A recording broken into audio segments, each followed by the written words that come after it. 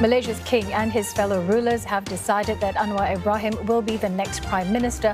The Pakatan Harapan leader is to be sworn in at 5 p.m. local time today. The announcement follows a meeting of the Council of Rulers called by the king. And for more on the developing political news out of Malaysia, Lau Zhe Wei, Assistant Professor at the Department of Political Science, International Islamic University, Malaysia, joins us live from Kuala Lumpur. Thank you so much for joining us. So the palace finally announced the country's 10th Prime Minister. I want to know, what were your initial thoughts on the road to this decision by the Agong? I would say almost all Malaysians will be saying, finally, or at last.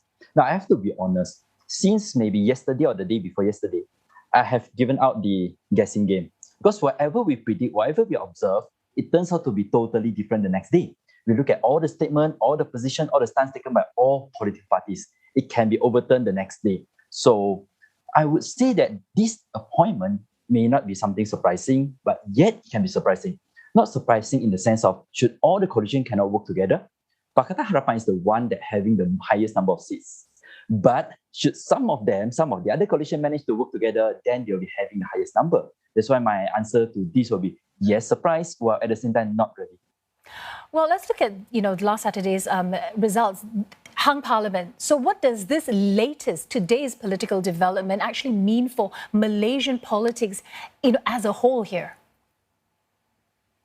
Actually, Hung Parliament, since Ismail Sabri assumed the premierships, is something that we cannot avoid. Just that nobody expect the Hung Parliament this time can be in such a case.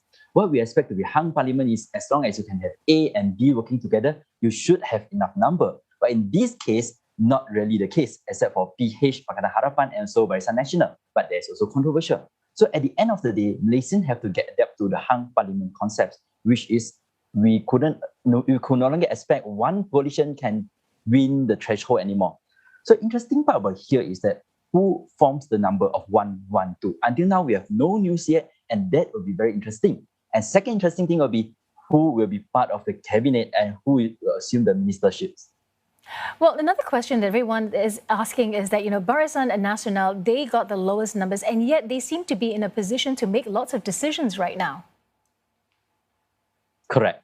That's why, before the result is released, I believe most of the analysts will observe Sabah and Sarawakians, especially Sarawakians' GPS as a kingmaker for these elections.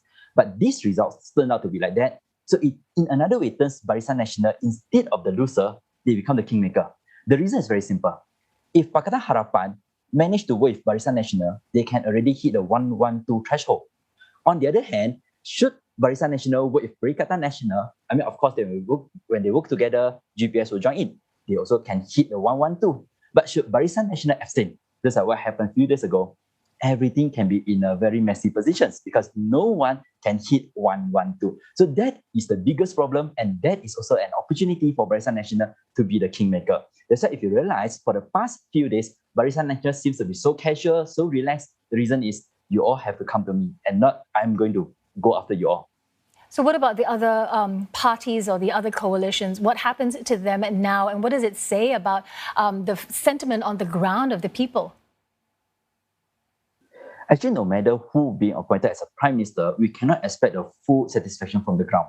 The reason is, now they appoint Anwar Ibrahim as the prime minister. For sure, I believe those Pakatan Nasional supporters wouldn't be happy with that.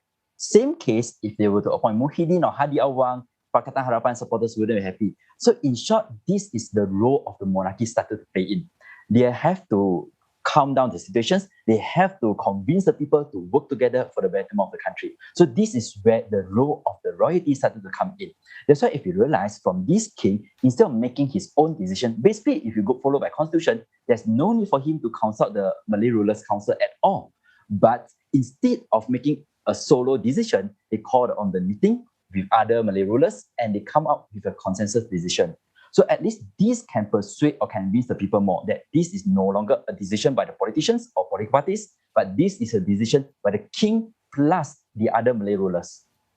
So Anwar finally getting the job that has eluded him for decades here. What is expected of his leadership now? To be honest, we couldn't expect much from now onwards yet. The reason is very simple. When you don't have enough number, what can you expect? If you are doing something that's favorable to you, to your party, or to your coalitions, and the other partners pull out their support, you're going to collapse.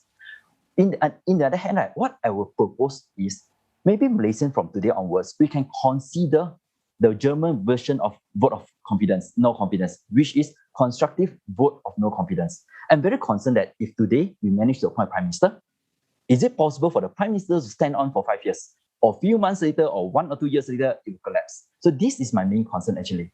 So at the end of the day, instead of worrying of this thing all together from day to day, why not we come up with a new constitutional amendments to amend the constitution so that in order to bring down an existing Prime Minister, you must have alternative candidate. For example, a German version of constructive vote of no confidence. Thank you so much for speaking to us, Lau Zhe Wei, speaking to us live from Kuala Lumpur.